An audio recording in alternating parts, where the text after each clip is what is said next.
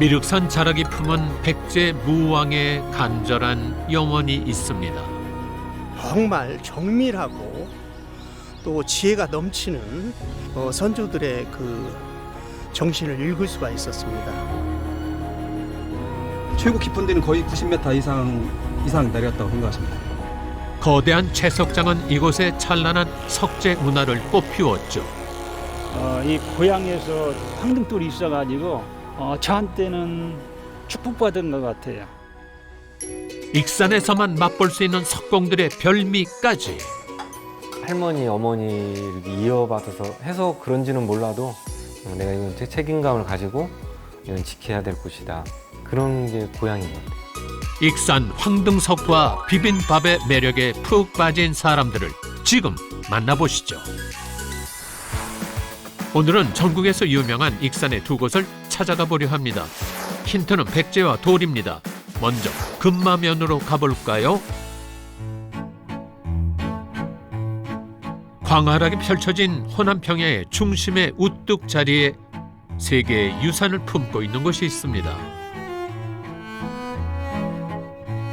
산자락 아래에 우리에게 서동으로 알려진 무왕이 세운 미륵사가 있다고 해서 붙여진 이름 미륵산인데요. 미륵산은 백제 무왕이 기우러 가던 백제의 부흥의 염원을 담아 창건한 절입니다. 불탑 셋과 금당 셋을 갖춘 동양 최대의 사찰로 알려져 있지요. 백제와 함께 미륵산은 역사 속으로 사라졌지만 무왕의 바람은 지금도 석탑으로 남아 있습니다. 와, 어마어마하지요. 선생님, 그 멀리서도 봐서 대단하지만 가까이서 보니까 더 대단한 것 같은데 석장 입장에서는 느낌이 새로우실 것 같은데 어떠세요? 근데 처음에 그 지면상으로 그 동아시아에서 최고의 최대 탑이다라는 그런 부분을 실질적으로 이제 웅장한 모습을 발견하는 거하고, 백제가 멸망한 후에 세월을 이기지 못한 석탑은 위태로운 모습으로 오랜 시간을 견뎠습니다. 그러다 일제강점기 때 더 이상 무너지는 것을 막기 위해 콘크리트로 덮으며 훼손됐는데요. 20년간 보수 해체를 거쳐 지금은 우리나라 최고이자 최대 석탑으로 이름을 알리고 있습니다. 저희가 이제 그 복원할 때 기초석부도 참여를 했었어요. 근데 그러한 것들이 정말 정밀하고 또 지혜가 넘치는 그런 선조들의 그 정신을 읽을 수가 있었습니다. 이런 부분은 지금 저희들이 잘 배워서 전승 계승돼야 되는 그런 부분으로 생각하고 있습니다. 당시 최고 솜씨를 가진 석공들이 만든 미륵사지 석탑. 우리나라 탑 역사의 한 획을 그었다 해도 과언이 아니지요. 여기는 삼탑 삼금당식 가람배치라고 해서, 그래서 가운데 부분에는 그 목탑이 있고 그다음에 금당이 있고 양쪽 부분에 이제 석탑이 있고 뒤에 금당이 있는 형식인데, 여기에 보시면 전체적으로 가구 구성이나 그다음에 치석 기법이 목조 건축에서 나타나는 그런 기법들을 그대로 보여주고 있습니다. 그래서 목조 건축이 석조 건축으로 넘어오는 첫 번째 석탑 양식으로 보는 것이 이제 일반적인 예입니다. 어쩌면 이 석탑은 목탑의 한계를 뛰어넘고 싶었던 백제 석공들의 염원이었을지도 모릅니다. 지붕돌인 옥계석을 얇게 올린 것도 목탑의 흔적 중 하나인데요. 그 정교함이 느껴지시는지요? 망치와 정으로 저런 일을 할 수 있다는 것이 가능하냐 그러는데, 전부 손으로 했을 때는 그런 청각, 시각, 그리고 손이 갖고 있는 그 각도, 망치로 때리는 그 강도, 이것과 마음으로 그것을 느끼는 거죠. 그래서 이런 부분이 합쳐질 때 정성스러운 어떤 석공의 기술력이 표출이 되는 겁니다. 아득하게 먼 옛날 돌을 나무처럼 다뤘던 백제 석공들의 뛰어난 기술, 대체 어떻게 가능했던 걸까요? 차로 20분 거리에 위치한 황등면, 그곳에 비밀이 있답니다. 한가운데가 땅속으로 움푹 들어간 이곳 채석장인데요. 삼국시대엔 석산이었다는 것이 이렇게 변한 데에는 이곳 돌이 가진 특별함 때문이었습니다. 관계자의 출입이 금지된 곳이라 허락을 받은 후 채석장 안으로 들어갈 수 있었는데요. 내려와서 보니 그냥 탄성만 나옵니다. 정말 대단합니다. 이 장엄한 모습, 이게 어떻게 이 현현할 수 없는 이 장엄한 모습에 감탄할 수밖에 없습니다. 지금 현재 내려온 깊이는 어느 정도로 봐야 됩니까? 이 정도면 한 80m 정도 되고요. 그래요? 이제 최고 깊은 구석이 거의 한 100m 정도 가까이 되는데 예. 거기는 현재 아직 작업은 지금 않고 있는 거예요. 아이고, 너무 수고로움에 감사를 드립니다. 감사합니다. 이렇게 생산을 해주시니까 여기에 석재 산업의 고장이 되고 또 석재 사업으로 인해서 경제적인 유발이 되는 것이고 대단히 일석삼조의 대단한 효과를 발휘하고 있습니다. 황등면에서 생산되는 화강암은 예로부터 뛰어난 품질을 자랑하며 황등석이라고 불렸었죠. 갖고 싶죠. 저희 처가 항상 하는 얘기가 당신은 각시를 팔아서 돌을 살 사람이다 했으니까. 보시면 시각적으로 입자가 고르냐, 문양이 어떤 희백색의 돌들이 줄로 들어가 있느냐 이런 것을 확인할 수 있으니까 이 돌은 그렇지 않은 것이 완전히 희백색의 고른 입자거든요. 그리고 또 자연 크랩도 안 들어가 있고 그래서 이건 양질의 원석입니다. 황등석이 풍부한 환경은 석공들이 기술을 연마해 미륵사지 석탑을 만드는 데 큰 도움을 줬습니다. 돌을 두분모처럼 소음과 분진이 발생하지 않는 작업을 해준다는 것이 대단한 것입니다. 요즘은 거의 90% 이상이 전부 와야슈 작업을 하고 있어요. 화약을 터뜨렸던 과거와 달리 요즘엔 공업용 다이아몬드 로프를 이용해 두부모 자르듯이 채석한다는데요. 참 기술이 놀랍단 게요. 이렇게 채석된 황등석은 청와대 영빈관, 국회의사당의 건축 자재로 쓰일 만큼 품질을 인정받았는데요. 황등돌이 색상이 살아 있습니다. 색이 흐린 것들이 아니고 희백색으로 빛이 납니다. 그래서 이 부분들을 배작을 할 경우에는 아주 좋습니다.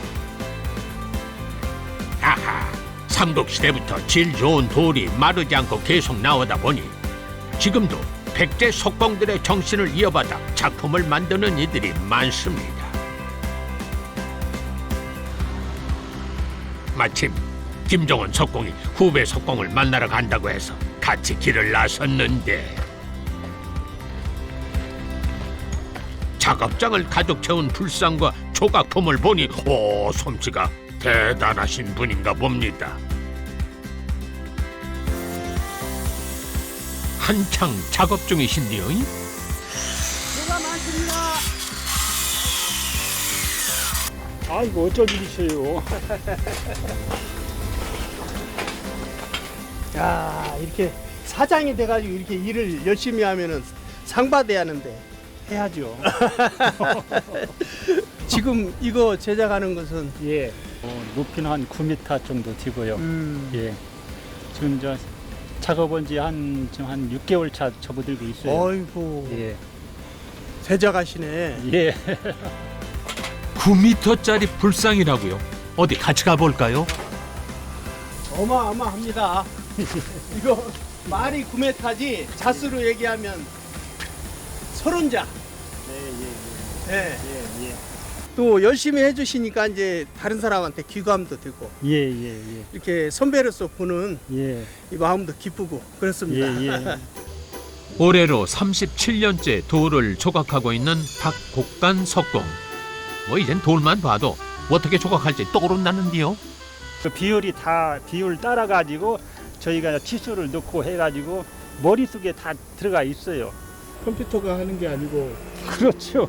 제가 이제 여태까지 해왔던 일이 그러니까 그 비율대로 하면은 이제 조형미 있게 아름다운 작품이 나오더라고요. 예, 미술을 그 점에서부터 시작한다고 하잖아요. 점과 선으로 시작하는 것처럼 그런 처음에는 점을 만들었다가 선을 만들었다가 이 입체화된 조각에 이르기까지 오랜 경험을 통해서 그렇게 축적돼 있고, 그 축적된 것이 여기 뱃속에 있는 게 아니고 요 머리에, 그리고 거기에 머리에 명령을 받은 손이 굳이 어떤 그 도면을 만들지 않아도 이미 익숙하게 손이 움직이는 거죠. 이렇게 돌 전문가가 되기까지 종일 돌과 씨름하며 부상을 입은 날도 많았답니다. 꼭 표면이 꼭 연마한 것처럼 이렇게 매끄러하잖아요. 사람의 손이 대단하구나, 그런 걸 느껴요. 제 손이 저도 막 상처난 곳이 많아요. 막 무릎에는 막 아마 저 그라인더 그 날이 막 갈킨 자국이 엄청나게 많아요. 이게 다 이 칼자국이에요. 이게 이게 다 이게 칼자국. 그럼에도 고향에 정착한 이유는 황등석 때문이었다고요? 이 고향에서 떠나지 않고 여기에서 또 이제 제 설을 만나고 또 애들 학교 보내고 집도 사고, 예? 진짜 제 곁에 이 황등돌이 있어가지고 저한테는 축복받은 것 같아요. 천직이라 생각하고 묵묵히 걸어온 석공의 길. 인고의 시간은 작품으로 남았습니다. 얼굴 명암이 좋다. 잘 만들었네. 예. 이게 지금 그 예전에 옛날에는 뭐 안반, 안반에다 이게 새긴다고 해가지고 바위에다 이게 마애불이라고 그러죠. 마애불을 해가지고 이제 자연스럽게 표면은 바위 표면 그대로 살리고 이 안에다 이제 그 재현을 한번 해봤어요. 부처님 상이 이렇게 미소를 짓고 눈가에 미소까지 있기까지가 참 어려운데 참으로 표현을 잘하신 것 같습니다. 얼굴만 미소가 있는 게 아니고 눈에도 미소가 있네. 예, 형님, 예. 아주 좋아. 무심하고 차갑게 보이는 돌. 생명의 온기를 불어넣기 위해선 돌과 교감하는 경지에 이르러야 한답니다. 돌과의 대화를 할 줄 알아야 돼요. 작품을 잘하는 것은 자기 고향을 빛내는 것이고, 자기 고향을 빛낸다는 얘기는 사실은 그 국익을 선양하는 거와 맞닿는 그런 부분입니다. 그래서 고향의 자랑거리는 이제는 앞으로는 세계적인 자랑거리가 되지 않을까. 예나 지금이나 작품을 만들기 위해 온 힘을 다 쏟는 석공의 삶. 작업에 바쁠 때 이들이 즐겨 먹는 고향 음식이 있다는데요. 두 석공을 따라 가봤는데요. 박 석장, 이 할머니가 누군지 아셔? 이 말씀은 들었어요. 이 할머니가 일대 예. 이 가게의 주인이셨어요. 예. 할머니가 계실 때 저는 여기 와서 음식을 먹었어요. 원래는 여기 아니었으니까. 요 뒤에 대를 이어 만드는 음식이라니 뭘까요? 여기는 이렇게 토렴식으로 비벼서 이렇게 해서 나오는 특징이 있습니다. 지금까지 알고 있던 비빔밥과는 정반대. 처음부터 주방에서 다 비벼서 나온다고 해서 이름 붙여진 비빔밥이랍니다. 이름 재밌는데요. 자, 나왔습니다. 맛있게 드세요. 석재 가공 공장이 150개가 넘을 정도로 많았던 시절에 생겨난 음식이라는데요. 석재에 종사하시는 분들이 빨리 먹고 가서 작업을 해야 되기 때문에 비벼서 나오는 비빔밥이 성행하게 됐습니다.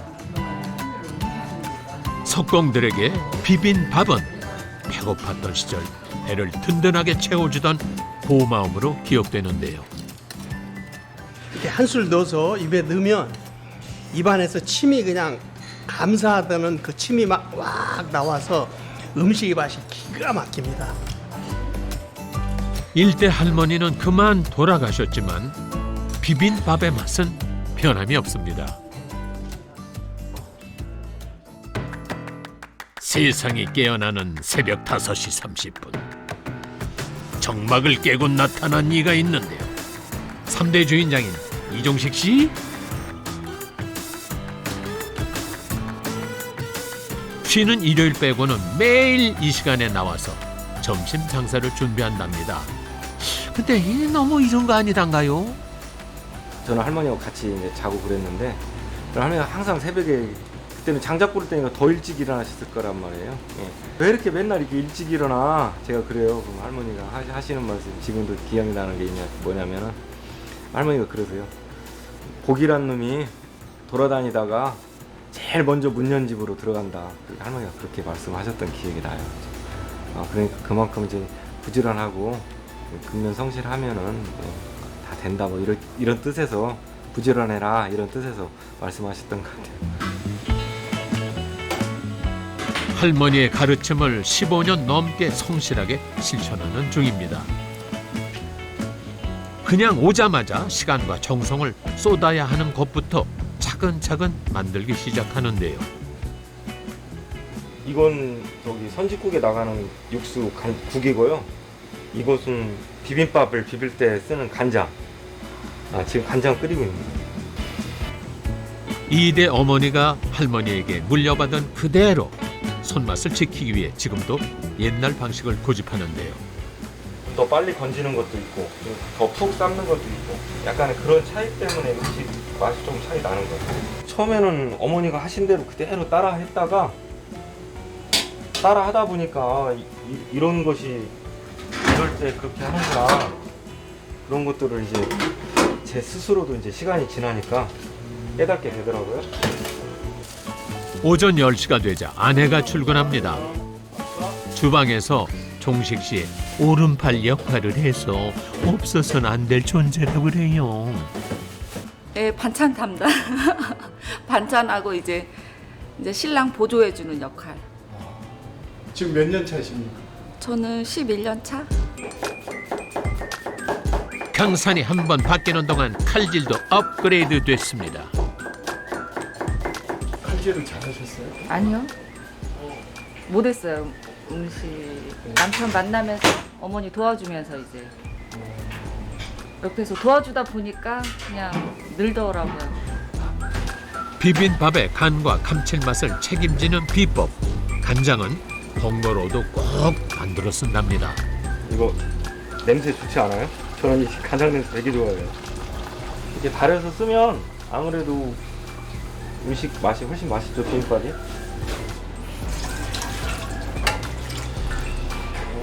그래도 여기 조금이라도 간장 물이 남아 있잖아요, 간장이.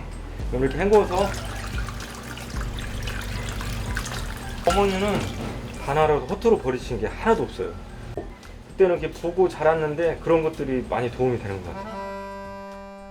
1931년 석공들을 비빔밥으로 따뜻하게 위로해줬던 1대 할머니와 2대 어머니. 두 분이 쌓아온 시간은 석공들에게 추억이자 맛이기에 종식 씨는 기꺼이 고향으로 내려와 3대 주인장이 됐습니다. 그리고 이제 100년 가게를 앞두고 있답니다.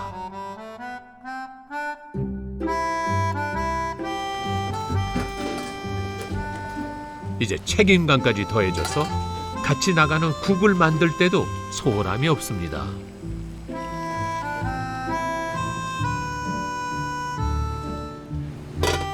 지켜보고 삶아야지. 그렇지 않으면 이게 다 선지가 배를 버려요. 이제 쓸 수가 없어요.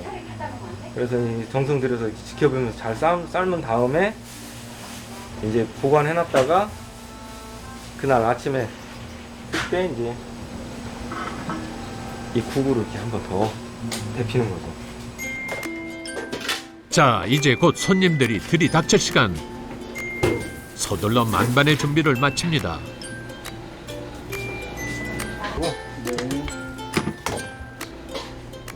그런데 따끈따끈한 밥을 퍼서 향한 곳은 냉장고입니다. 아니, 이거 번지수를 잘못 찾은 거 아니란가요? 뜨거운 밥으로 토렴을 하면 걔가 이제 그 밥알이 이 육수를 바로 흡수해버려요, 많이. 그래가지고 밥이 비비면 질어지고 맛이 없어요. 밥이 식으면 본격적으로 비빔밥 만들기에 들어갑니다. 찬밥을 선짓국 국물로 토렴해 주는데요. 여러 번 토렴을 거치면서 밥알 표면에 국물이 코팅돼 고소한 맛이 생긴답니다. 동시에 데워지면서 밥을 비비기 딱 좋은 상태가 되죠. 자, 이제부터는 속도전이란 게 애써 데운 밥이 식기 전에 양념에 들어갑니다. 맛을 위해 한 그릇씩 양념하는 게 특징인데 정성으로 다진 간장 외에 비법 양념을 하나 더 넣습니다. 이건 비빔밥 전용 고추장이고요. 할머니가 담았던 거, 그다음에 어머니가 그대로 담으시고 제가 또 이어받아서 그대로 이렇게 고추장을 여기 있는 비빔밥 이 고춧가루로 이렇게 담은 거예요. 3대 손맛이 담긴 고추장까지 넣으니 이거 맛이 없을래야 없을 수 없겠네요. 그 옛날 할머니처럼 손님들이 비빈 밥을 편하게 드셨으면 하는 마음을 담아 비빕니다. 주문이 많이 들어와도 하나씩 비비다 보니 점심에는 손이 부족할 지경이죠. 하지만 다 비볐다고 해서 끝은 또 아니란 게요. 이 비빈 밥에 특별한 고명이 올라가기 때문인데요. 바로 육회입니다. 뭐 맛간장 좀 꺼내줘요. 맛간장. 이제 고기는 조금씩 그때그때마다 넣죠. 일대 할머니가 지친 속공의 원기 회복에 도움되라고 육회를 푸짐하게 올려준 것이 시작이라는군요. 그런데 옛날에도 육회는 비싸지 않았을까요? 석공들이 이제 오다 보니까 제 할머니께서 보니까 너무 이렇게 그분들 보시기에 그분들을 보기에 할머니가 너무나 이렇게 안쓰러웠는가 봐요. 그래서 그 우시장에서 나오는 소고기로 음식을 이제 하려고 그랬는데 그때 70년대 60년대에는 생고기를 잘 안 먹던 그때 시절이었어요. 그건 이제 생고기 우둔살이 제일 부드럽고 좋은 부위인데 그 소고기 중에서는 그 부위가 제일 쌌던 거예요. 허기졌던 시절 누구보다 석공들을 챙겨주려고 했던 일대 할머니의 넉넉한 마음이 비빈 밥을 통해 느껴집니다. 하나 속을. 고소한 선짓국에 육회가 올라간 비빈 밥까지 석공들의 음식이 완성됐습니다.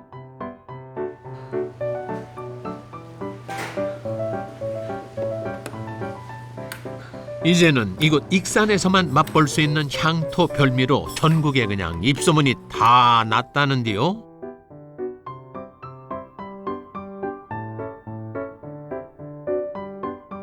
그래서 이 비빈 밥을 먹으러 익산을 찾아오는 손님이 있을 정도랍니다.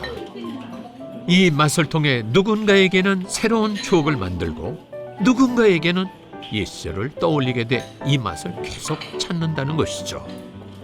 근데 확실히 먹기 편한 건 맞아서 그리고 토렴해서 나오는 거라서 좀 부드럽게 넘어가는 것 같아요. 어머니가 하셨는데 지금도 예전에 먹었을 때나 지금 나랑 똑같다고 봐요. 맛있어요. 결코 쉽지 않은 비빈밥 만들기. 그럼에도 계속 대를 잇는 이유는 뭘까요? 제가 이제 이걸 뭐 할머니, 어머니 이렇게 이어받아서 해서 그런지는 몰라도 아 내가 이건 꼭 지켜야 할 곳이다. 그런 게 고향인 것 같아요. 내가 이건 책임감을 가지고 이건 지켜야 될 곳이다. 지금 일단은 제가 5년은 좀 늘려놨어요. 65세. 그러면 거의 100년이 되거든요. 저희 집이. 10년 앞으로 남았는데 그동안에 열심히 10년 동안은 정직하게 열심히 하는 게 제 목표예요. 내 고향 익산, 영원히 지키고 싶은 곳입니다.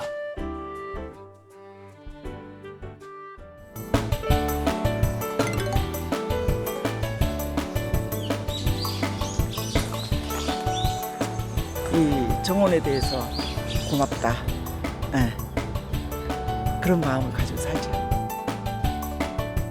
이렇게 바람도 쐬고 꽃도 보고 고향처럼 푸근하게 사고 쉬고 싶은 마음.